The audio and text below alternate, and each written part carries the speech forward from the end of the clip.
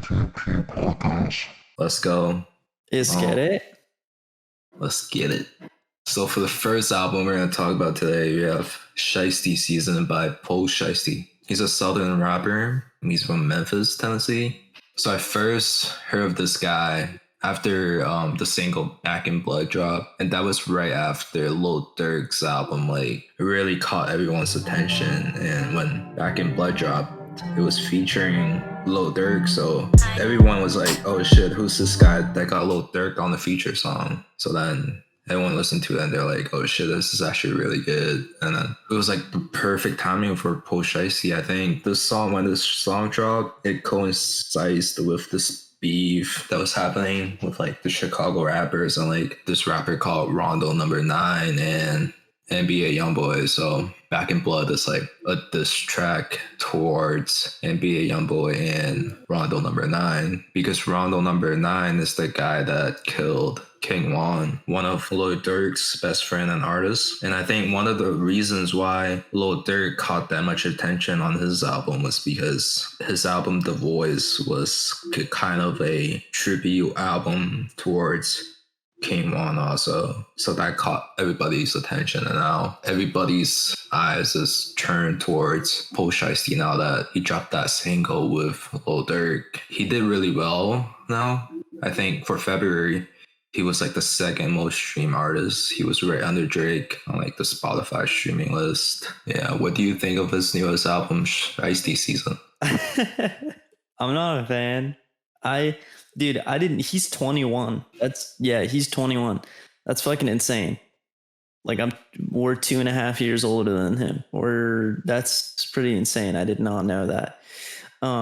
But I'm not entirely a fan of, I want to see how he can hit it from a standpoint that is just like musically to me. I feel like it was super basic. If you had played me a Pooh Shiesty song and then played me a Da Baby song and then played me a Lil Baby song, I would not be able to tell you the difference. It's just super basic. I thought Pooh Shiesty is like really different from like Da Baby and Lil Baby. He's kind of like going back to like the old school like southern rappers. I feel like he has some more old school vibe when he raps. He raps over like kind of like piano beats most of the time. Like they're like really bouncy. They're really slow and like minor keys. They're like really minor keys. And I feel like all the other Atlanta rappers, they overuse their auto-tune. They don't really overuse it, but like their styles consisting of auto-tune over like guitar beats, like Gunna and like Lil Baby. That's what like they do. And I feel like he's doing like a really new sound right now in like the mainstream rap scene. I guess I like see where you're going with that. I understand that. Yeah, it was like minimally different. Like he was doing something different, but I would say for me, it's like nothing I haven't heard before. Do you know what I mean? His lyrics doesn't stand out in my opinion. Like, no, they don't. In my opinion, like the beats are like really, the beats on the tape, they're really good though. Like they're like the main, like they're the star of the whole thing. Like I like the beat to the intro, and I like the beat for Gone MIA. The song that stood out the most to me was Neighbors. Most of the time he raps over like slow piano beats, I feel like.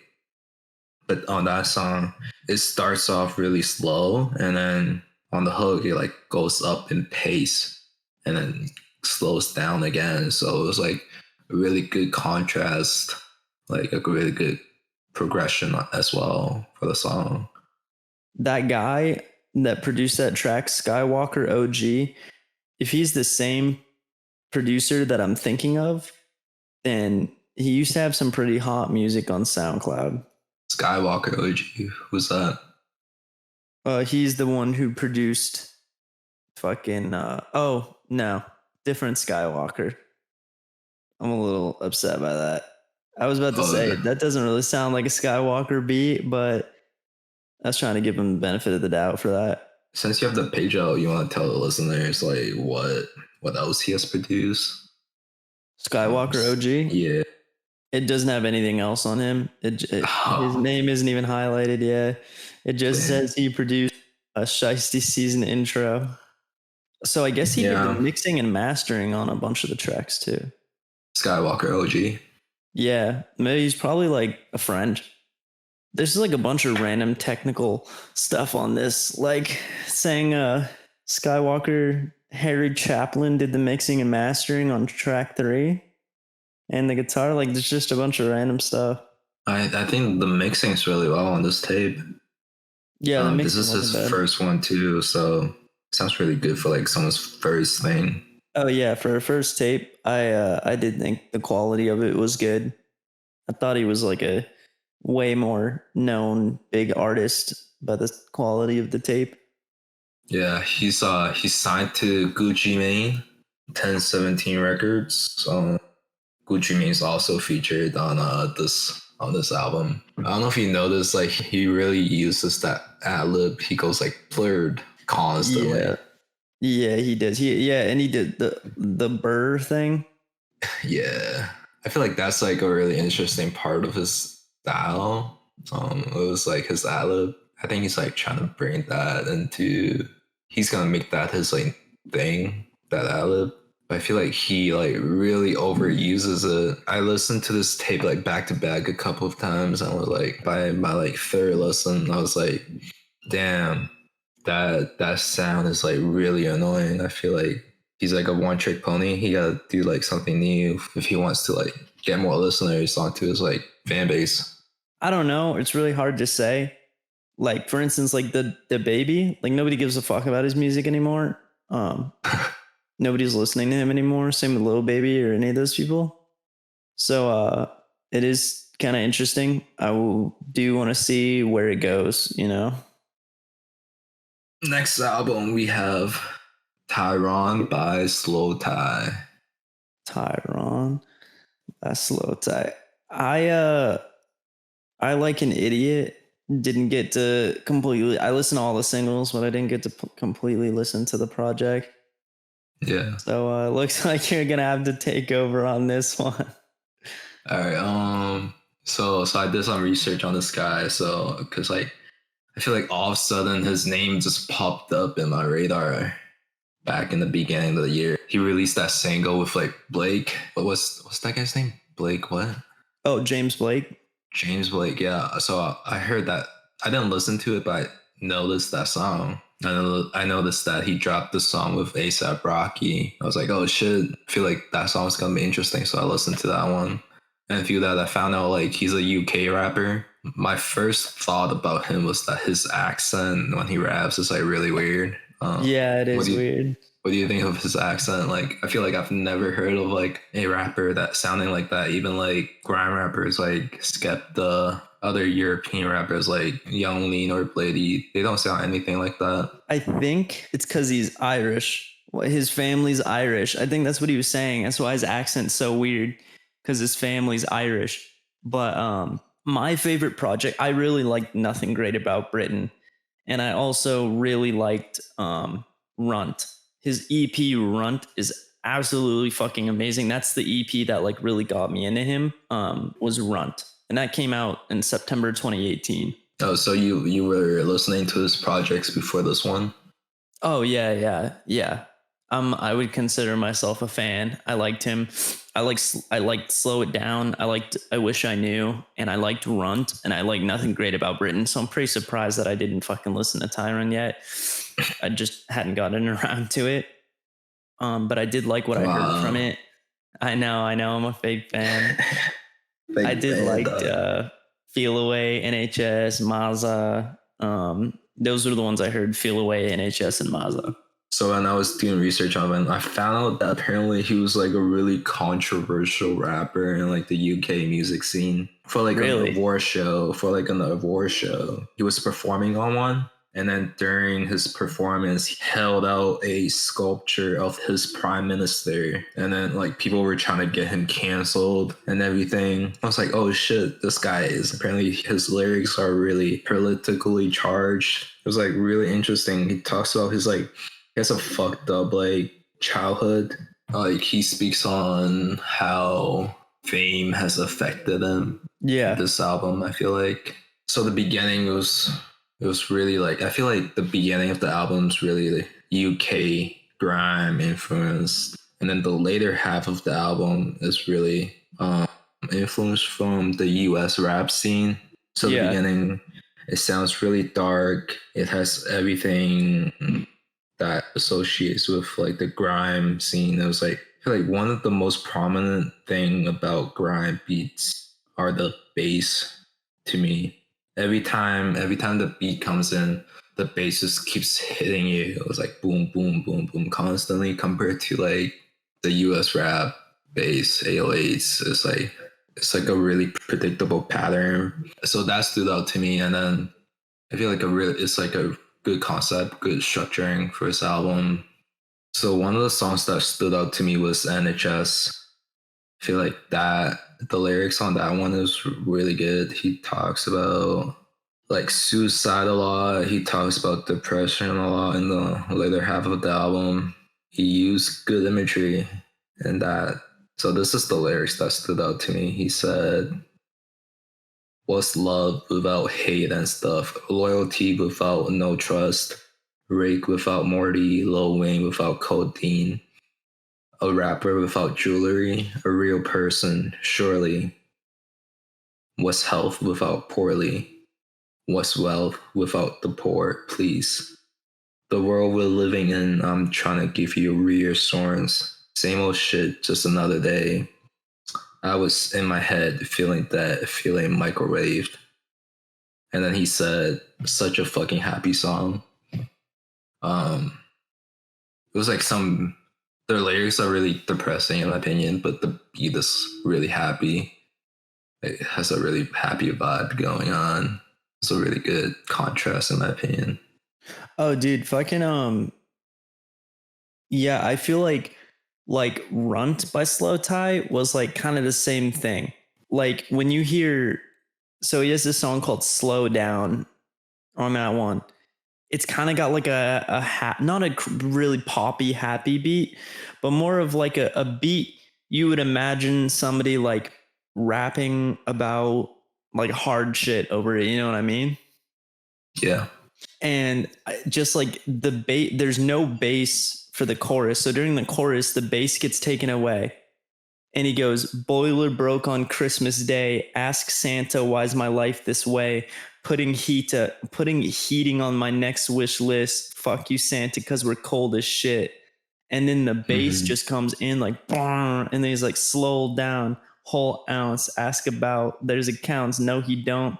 Oh, yes, he does. Slow down." But like the whole pre-chorus, there's no bass, and he's just saying like, "Boiler broke on Christmas Day. Ask Santa, why's my life this way? Putting heating on my next wish list. Fuck you, Santa, because we're cold as shit."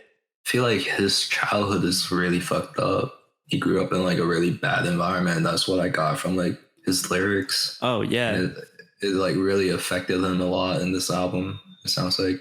And I feel like even though he's like getting like attention from like all the journalism world, the musical journalism world, it's like all bad press. He's getting canceled. I feel like everything that's affecting him is coming together in this album.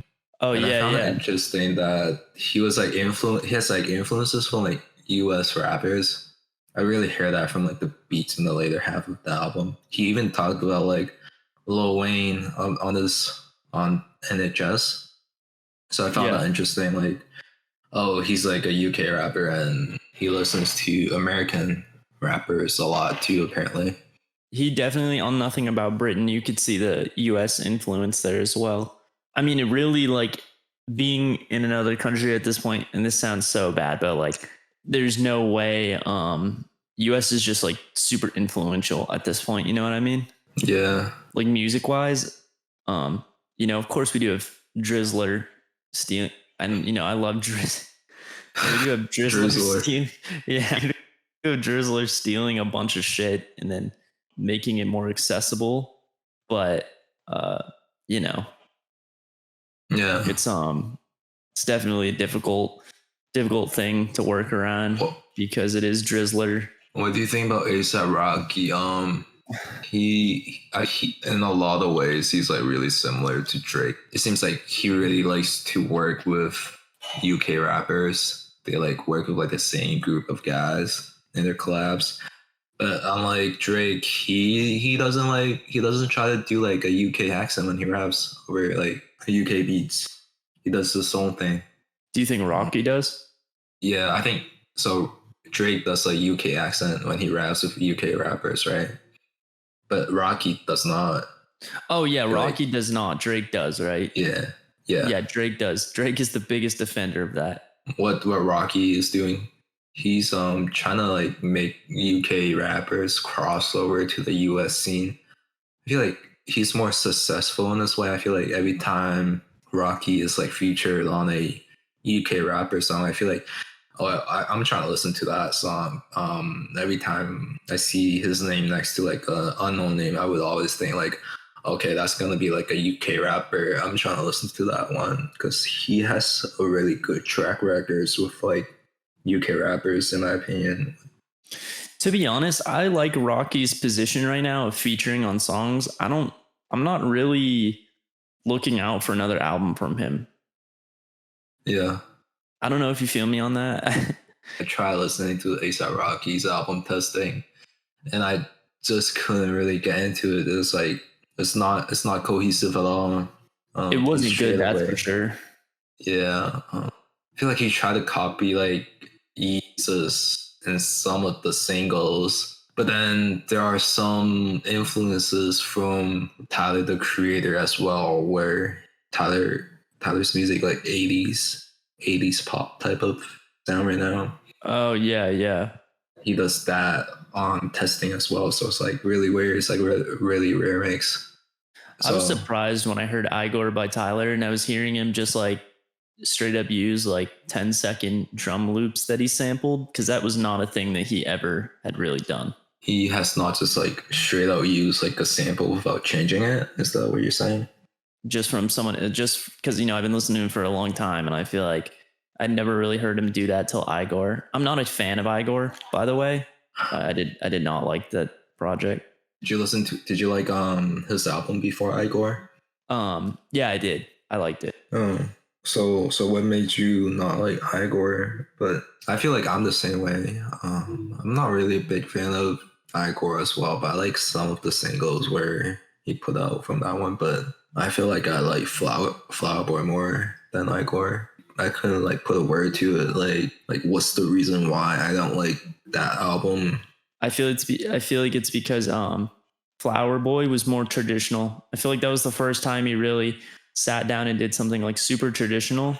I think before that he really hadn't done much in terms of being traditional, other than, I'm trying to think, like anything he did that was like kind of traditional. Not really, honestly. But I mean, if you count Goblin as traditional, if you count it as just rapping over beats, but it's still pretty different. I would say that was the first time he ever did something traditional in terms of like just straight up beats and rapping. Some kind of breakdowns and interesting stuff on there, but the gist of it was just beats and rapping. And when Cherry Bomb dropped, that was like his most experimental album, right? Like all his fans fucking hates that. So I guess now he's too scared to experiment in that way, right? Yeah, and you know what's funny is that all he did was take the gritty sound of Yeezus and just expand on it. And that's it. Yeah. He mastered the songs that he felt needed to be mastered, and he didn't master the ones he felt that didn't need to be mastered. I saw nothing wrong with it. I liked that album. It was a really polished. I feel like it was more polished than like Wolf even. I didn't like Wolf. Wolf is really weird. I didn't like the singles from Wolf. I feel like I like the singles from Cherry Bomb more. Which is surprising, because like, dude, when Wolf came out, people were dick riding that album. Yeah. People were like sucking Tyler's cock about that album. Like they like loved it, but it's like, it really wasn't that good.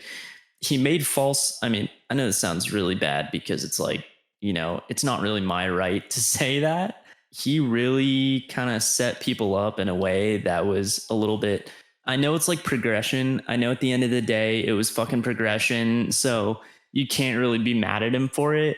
But it was like, first of all, he did something which as an artist, is never a good idea, and I've never seen it work out for anyone, was he planned and announced his albums out way too in the future. He announced Goblin and Wolf right when fucking Bastard dropped.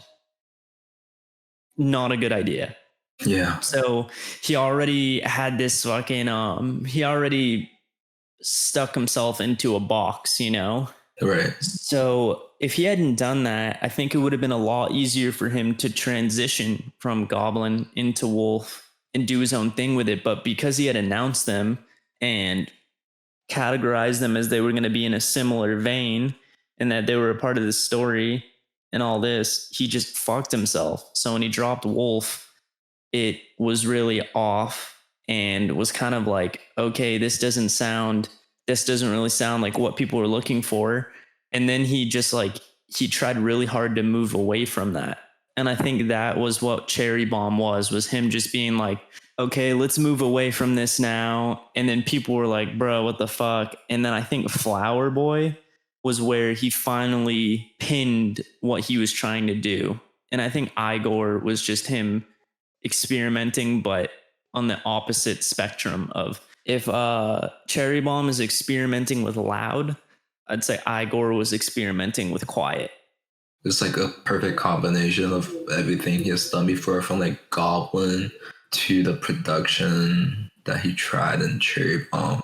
It's a really good mix. Yeah. 100%. I would say that's exactly what Flower Boy is. It was the perfect mix of Bastard, Goblin, Wolf, and Cherry Bomb all into one thing. You know what I mean? Right. And I think that's where he like really perfected it. You know, it's definitely like hindsight now. It's like, okay, it's the past now. We're in a new era, Tyler. I also think I think Cherry Bomb was also the first time that he really experimented with leaving his production style. You know what I mean? Leaving it. Yeah, like before his beats were he made instrumentals that were very traditional, you know, drums, synths, stuff like that. And then on Wolf, you can see he like kind of did some different stuff with it. But I feel like Cherry Bomb was where he first like left it. Cause you know, back in the day, he used to be against like sampling. Really? Oh yeah. He would like shit on people who sampled all the fucking time. I don't know if people even remember that, but there was like this, and even in the community, it was toxic as fuck. It was like, if you sampled, you were a piece of shit. And then by Cherry Bomb, it was like, wait, now he's sampling in Cherry Bomb. Fucking 180 on his opinion on sampling. Yeah, he won 80 to 100%. And then by Flower Boy, there's sampling on Flower Boy. There was sampling on Cherry Bomb. There was a little bit of sampling on Wolf, but before that he never sampled. Of course, now it's like, doesn't even fucking matter. Igor, if I remember correctly, had a shit ton of samples. Yeah, Igor had a fuck ton of samples. He probably I feel like he had like a childish opinion on like sampling, maybe. He's like really big music lover, listener. I saw like interviews he has done with what's that guy that interviews people and like gives them music records? The guy who goes doot diddle-loot doot. Yeah. Nardwar. Right. He was giving him records as usual. Nardwar was giving Tyler records, and then Tyler was like, oh shit. He was like naming records left and right. So I was like, oh shit, this guy really digs into like old music. So I feel like back then when he was creating Goblins and Wolf, he was probably dissing sampling because he wanted to make his own mark on music. He wants to compete with all the old sounds. But then Flower Boy and Igor is probably like, oh, I don't need to do that. I can make new music working with the old sound. It's like the same producers who like shit all over will pick up a record from a store and sample the drums from it, but then they'll shit over people who use Looperman, which is like a sampling thing where people basically make their own samples and let people use them royalty free. And it's like the same people who are like, I sampled my own drums from this record. You're a piece of shit for using Looper, man. It's like, bro, like, what's the difference? You know? Mm-hmm. Like what? So what? Some dude wants to play drums and then put it out here and loop it for you. And then you can take that and put it in your song because you think the drums fit your melody.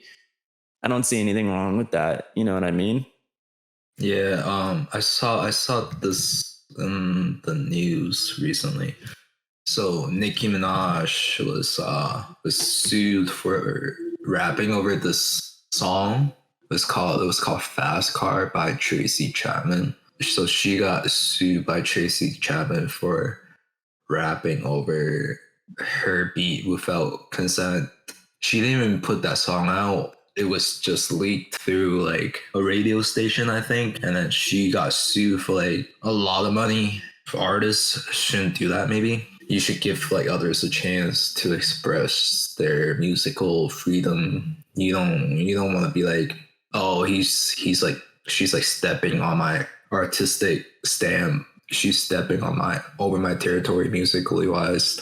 Yeah, I 100% agree. Like sampling is like definitely like a thing that is in music. In like music, people have sampled things forever. You know, back in the day when there was no such thing, like before the 90s, when there was no such thing as like direct sampling, people used to sample melodies in a way of like just stealing the notes. You know what I mean? Like, I think there's a point where music plateaus and the only way to make it better is to take the old and make it new. You know what I mean? And I've always been for sampling.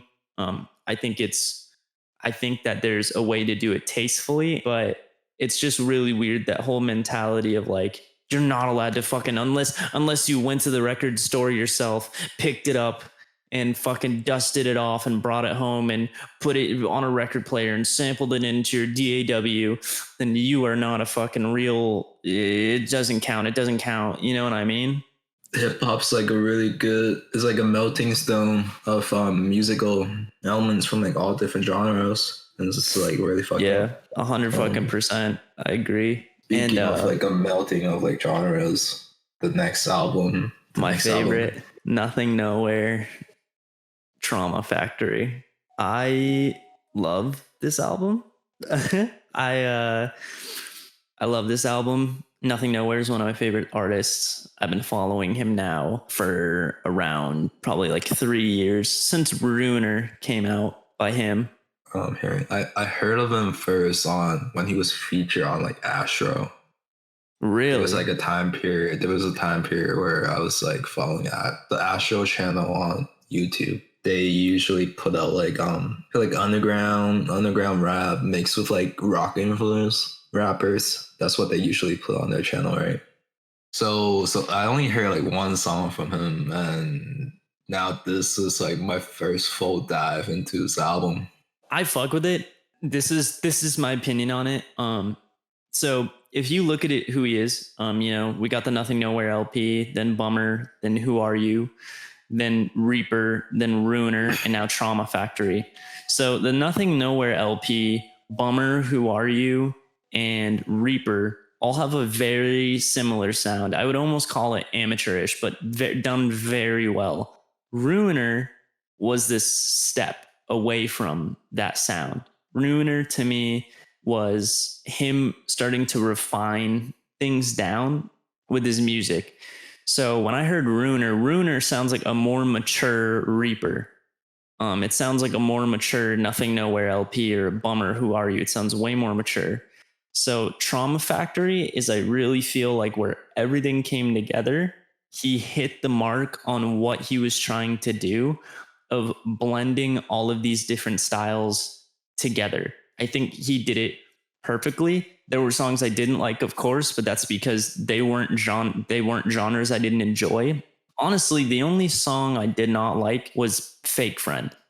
That was the only one I didn't like, and because it was super poppy. But everything else I loved. I loved the Trauma Factory intro. That is like a classic Nothing Nowhere intro. I'm glad that he kept that in.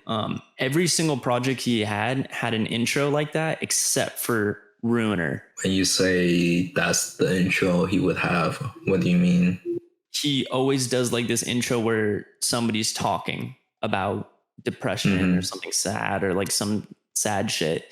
And it usually was in that style of the Trauma Factory intro, but Ruiner did not have that. Ruiner had an excerpt from this show, I guess it was sampled, talking about being lonely, which was a little different.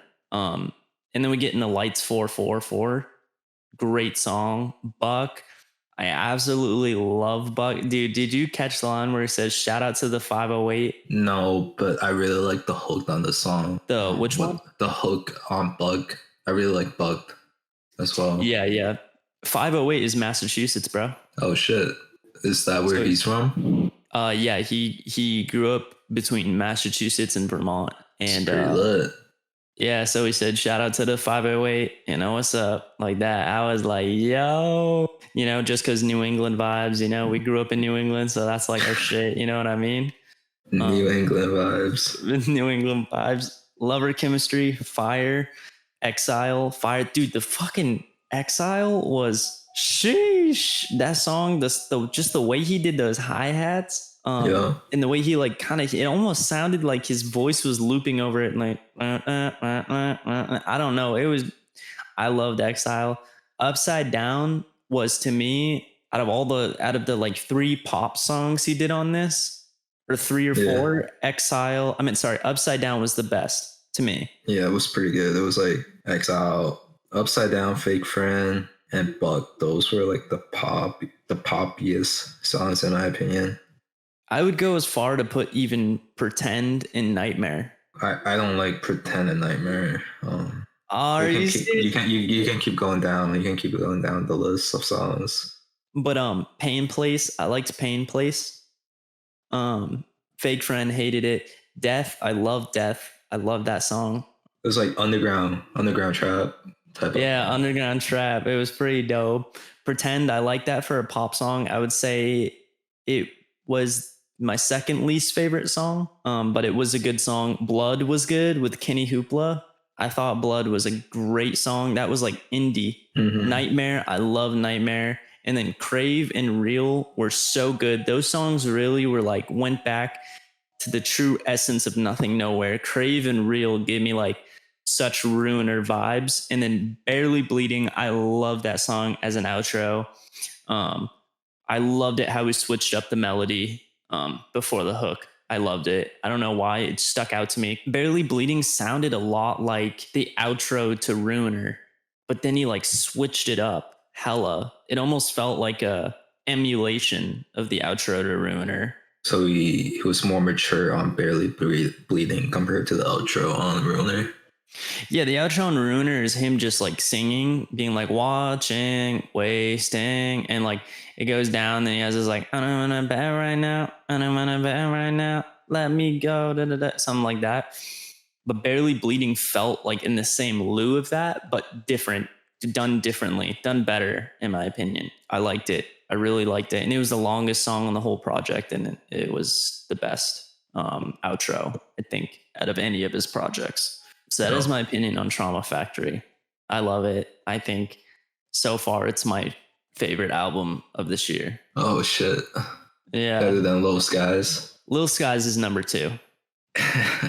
Lil Skies is right next. It's number 2. All right, so I'm gonna tell you what I thought of this album. So this was my first experience with like a Nothing Nowhere album. I feel like he's in the same category of rappers as like Lil Peep. So when I was listening to this album, I feel like I was comparing this album to what I know about this type of music from Lil Peep's past albums, right?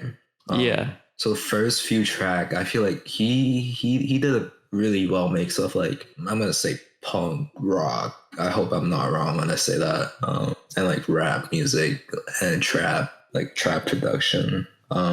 And then when I got to like Upside Down, Fake Friend, he did like a really pop. He started doing like a really pop vibe on the songs. And then the later half, like I said, Pretend. I feel like Pretend has a really good rap verse. Rapping wise, I feel like on Pretend he did the best. Yeah. But then when we got to like Real, I feel like he tried to do like a little Eminem song on Real. I feel like a Eminem type of song where he will usually get like a pop singer, Skylar something to do the hook, and then we have like a little introspective fast verse. So that's the reason why I didn't like Real. I feel like he was trying to do like that white boy rap type of thing, you know. Yeah, I guess I see what you mean. I kind of agreed. I felt like he was doing it, but I liked it. But I see where you're coming from. So I'm like, oh shit, he's doing that. But then he picked it back up, barely pleading. He picked it back up. It felt like the intro songs again. Yeah, so, like you felt like the project could have looped. Yeah, it could have looped for sure. Like right when Barely Bleeding ends, it could go right back to Trauma Factory and just feel like a continuous synchronous loop. Yep. What about the cohesiveness? I feel like for mixing all those genres together, he did really good with the cohesiveness. The only jarring part was from Fake Friend to Death, right? Yeah. Because we both said Fake Friend, it was really poppy. But then Death, it was underground trap. So it was kind of like, boom, we just got hit hard with like the minimalistic trap beat off of like a soft pop rap beat. So it's like kind of jarring when I feel like hit with Death. Fake Friend should have definitely been replaced with something else. Oh, when I went into his like Apple Music page, Fake Friend was like his most popular song too. So I was like, maybe it's like beginner friendly type of thing. I think he was trying to move away from Hammer, because up until this album came out, Hammer was his like most popular song, and that was from 2018. And I think he was really trying to move past that. Do you know what I mean? Get rid of the whole Hammer shit. Is Fake Friend really different from Hammer? Oh yeah, 100%. Hammer is like basically traditional trap. Okay. Yeah. So more traditional than say Buck on this album. Oh yeah, Hammer's basic. Hammer's like a kick and a hi-hat and bass and a little bit of guitar. Yeah. Like that's really all it is. And it's super, super basic, but it's good. It's catchy as fuck. Play guitar like the young Santana, reppin' VT like my name Bernie Sanders. All my shit bang like a motherfucking hammer. It's just like super, super basic, but it's good. Speaking of like vocals, I was comparing his like vocals to Lil Peep when I was listening to. So I felt like Lil Peep's vocal was like raw, kind of unfiltered on his songs. But then Nothing Nowhere, I feel like it's really thin. The vocal is like really thin. It's like fine tuned and really thin. There's a lot of effect to make it sound like a really thin line when I listen to it. What do you think about that? I agree. I would say that one thing though is that Nothing Nowhere had actually been doing it longer than Lil Peep, like this style. He was doing it before Lil Peep. Not a lot of people know that, but he had been. Yeah. You think he's gonna like the perfect comparison between like the first few tracks on this album was like what Lil Peep did with Gabe, right? Yeah. The vocal style that Gabe did was really similar beats as well. Do you think Nothing Nowhere is doing better since this is like doing like a better style of that, since this is your favorite album? Yeah, I would say he is. I would say if I had to pick between Lil Peep and Nothing Nowhere, I'd pick Nothing Nowhere every time. Like 100%. I'd pick Nothing Nowhere every time. I prefer Nothing Nowhere's music. I feel like there's more substance to it. Do you think he has a chance to go into the mainstream now since last year, so Travis Barker, the drummer from Blink 182, he did that album with Machine Gun Kelly, and it did really well. So this year he just produced the deluxe version of Trippie Redd's album with Trippie Redd. It's called Neon Shark. They both are like really popular mainstream wise. Do you think? And I feel like the same type of sound that they're doing, or the same type of influence. Travis Barker did a project with Nothing Nowhere. Oh really? Yeah. Huh. So, did you know that? Isn't that kind of crazy? No. Yeah, this was like my first deep dive into Nothing Nowhere's discography. Yeah, it's called Bloodlust. It came out September 2019. Oh shit. Yeah, it's good. So what do you think? Like so this I was listening to like the Trippie Red Deluxe, the one produced by Travis Barker, and I saw this comment someone else said, and I thought it was really interesting. So like they said, and I'm paraphrasing, they said Travis Barker is trying to bring pop punk into the mainstream. He's trying to destroy like the trap grip hold on like the mainstream music scene and trying to change that into pop rock influence sound. What do you think about that? I can see that. I think it's pretty interesting. I would say that in my opinion, it wasn't a good move on Barker to do a project with MGK. And why is that? Because MGK is trash. Yo. And so I feel like maybe that wasn't a good idea.